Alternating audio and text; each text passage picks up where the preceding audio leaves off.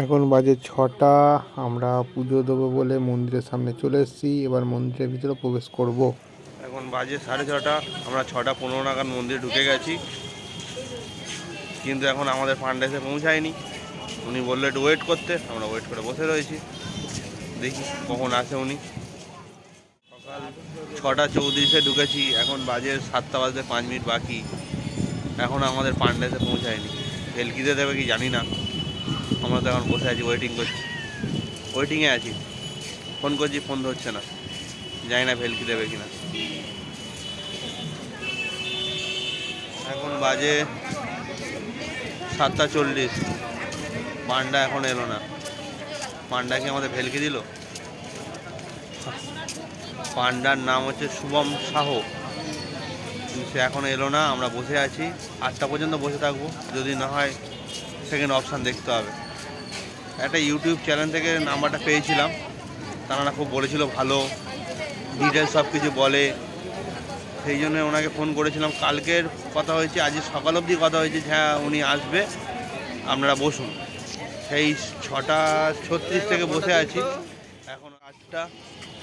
আমাদের সে পান্ডা এসে আর পৌঁছালো না। আমরা বাড়ি হোটেলে চলে যাচ্ছি। প্ল্যান চেঞ্জ করতে হবে, কালকের প্ল্যান করতে হবে, আজ আর হবে না। মানে মন টন খারাপ হয়ে গেল। এত সকালবেলা চান টান করে সেজে গুজে এলাম, ভাবলাম পুজো দেবো, কিন্তু সে আর হলো না। আমরা বেরিয়ে যাচ্ছি। মন টন খারাপ করে হোটেলে চলে গেলাম। গিয়ে আমাদের কেয়ারটেকারের কাছে, হোটেল কেয়ারটেকার যে ছিল তাকে বললাম ঘটনাটা। উনি আমাদের কথা ভেবে একটা পান্ডার নাম্বার দিল। তার সাথে সন্ধেবেলা মিট করব, সন্ধ্যে 7টার সময়। নতুন যে পান্ডাটা ছিল তার নাম ছিল শিবা, শিবা পাত্রই না এরকম একটা কিছু নাম ছিল। শিবা নাম, পাত্রই টাইটেলটা ঠিক খেয়াল নেই। যাই হোক, তার সাথে কথা হলো। সে বলল সন্ধ্যে 7টায় আসতে, 7টার সময় দক্ষিণদ্বারে এসে যোগাযোগ করতে।